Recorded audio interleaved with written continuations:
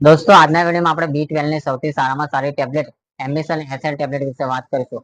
આજે વાત કરીશું કે જે લોકોને B12 ઓછું હોય તેવા લોકો માટે સૌથી બેસ્ટ ટેબ્લેટ કઈ છે અને તે ક્યારે લેવી જોઈએ તથા તેનો ડોઝ કેટલા પ્રમાણમાં લેવો જોઈએ તેના વિશે ડિટેલ્સમાં વાત કરીશું. Hi guys, welcome to my channel medicine knowledge. I am Harshad Panchal, pharmacist.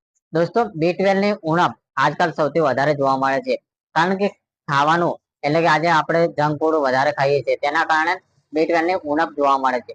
B12 ની ઉણપ એ સૌથી વધારે જે લોકો શાકાહારી છે તેવા લોકોની અંદર જોવા મળે છે કારણ કે જે લોકો નોનવેજ ખાતા હોય તેવા લોકોને B12 ભરપૂર પ્રમાણમાં મળી રહે છે, પરંતુ જે લોકો શાકાહારી હોય છે તેવા લોકોને B12 ની ઉણપ વર્તાય છે. આવી અવસ્થામાં જો કોઈ કારણસર તેમને વીકનેસ આવી જાય એટલે કે B12 ઓછું હોય તેવા લોકોને વીકનેસ જલ્દી આવી જાય છે.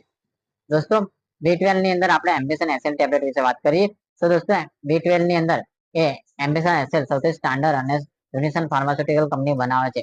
આ એમ્બિશન એસએલ ટેબ્લેટના કન્ટેન્ટની વાત કરીએ તો તેની અંદર નોર્મલ લેંગ્વેજની અંદર હું કહું તો તેની અંદર B12 રહેલું છે, પરંતુ દોસ્તો અમારી મેડિકલ લેંગ્વેજની અંદર કહું તો દોસ્તો તેને બે રીતે તમને એટલે કે તમારી ટેબ્લેટની અંદર બે ટાઈપની અંદર લખેલું છે.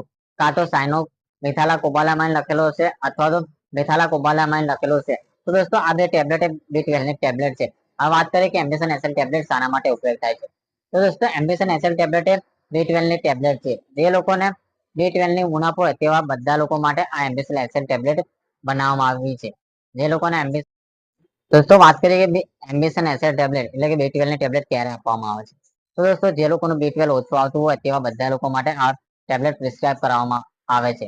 વાત કરીએ કે B12 ની ઉણપ ક્યારે ખબર પડે તો દોસ્તો તમને જો વીકનેસ રહેતી હોય એટલે કે તમને કોઈ પણ કામ કરો અને થાકી જતા હોય અથવા તો તમે કોઈ પણ વસ્તુ ભૂલી જતા હોય એટલે કે મેમરી લોસ થતી હોય, હેર લોસ થતા હોય કે વાળ ખરતા હોય, આ ઉપરાંત તમને વારંવાર વોમિટિંગ થવી, તમારું એપેટાઇટ એ વીક થઈ જવું એટલે કે તમને પાચન શક્તિ વીક થઈ જવી, તમને કઈ પણ ખાવ તો તે ખાવા ના ભાવવું, આ ઉપરાંત ભૂખ ઓછી લાગવી તથા જીભ ઉપર છાલા પડી જવા, આ ઉપરાંત જે લોકોને બોડીની અંદર વીકનેસ લાગતી હોય, મસલ્સ ની અંદર કમજોરી લાગતી હોય એટલે કે હાથ પગ તૂટતા હોય, તદ ઉપરાંત વારંવાર ધ્રુજવા એટલે કે ધ્રુજારી કંપન આવું કે અમુક લોકોને તમે જોયા હશે કે તેમના હાથ ધ્રુજતા હશે, એ B12 ની કમી કહેવામાં આવે છે.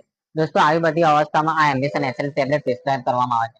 હવે વાત કરીએ એમ્બિશન એસએલ ટેબ્લેટ ક્યારે લેવી જોઈએ તો દોસ્તો એમ્બિશન એસએલ તમને સવારે અથવા તો સાંજે કોઈ પણ એક ટાઈમ લેવાની હોય છે. આ ટેબ્લેટ તમારે જમ્યા પછી લેવાની હોય છે.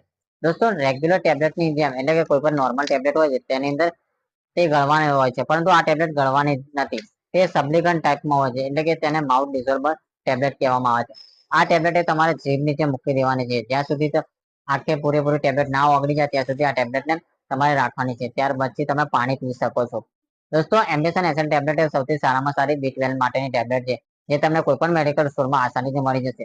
જો તમે ના મળે તો મારા ડિસ્ક્રિપ્શન લિંકની અંદર મારો મોબાઈલ નંબર મેન્શન કરેલો છે, તેના થ્રુ તમે આ ટેબ્લેટ મંગાવી શકો છો. દોસ્તો પ્રાઇસ ની વાત કરીએ તો આ ટેબ્લેટ 10 ટેબ્લેટ એ તમને કોઈ પણ મેડિકલ સ્ટોરમાં 40 રૂપિયામાં મળી જશે. તેની એકચ્યુઅલ પ્રાઇસ 43 રૂપિયા છે, પરંતુ તમને 40 રૂપિયાની અંદર કોઈ પણ મેડિકલ વાળો આપી દેશે.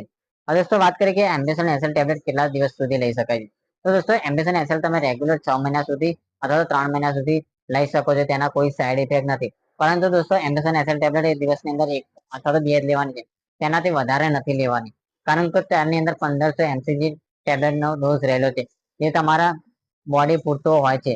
હવે દોસ્તો વાત કરીએ કે આ ટેબ્લેટ કોણ કોણ લઈ શકે છે તો દોસ્તો આ ટેબ્લેટ 18 વર્ષથી ઉપરના કોઈ પણ વ્યક્તિ લઈ શકે છે.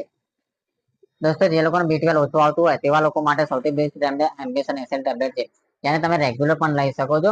તેના કોઈ સાઈડ ઇફેક્ટ નથી. તો દોસ્તો આજના વિડીયોમાં આપણે એમ્બિશન એસએલ ટેબ્લેટ શું છે, તેનો ડોઝ શું છે અને તેને કઈ રીતે ઉપયોગમાં કરવામાં આવે છે. તો દોસ્તો મારો વિડીયો કેવો લાગે, સારો લાગે તો શેર કરો, સબસ્ક્રાઇબ કરો અને કમેન્ટ કરો. આવતા વિડીયોમાં નવા વિડીયો સાથે ફરી મળીશું.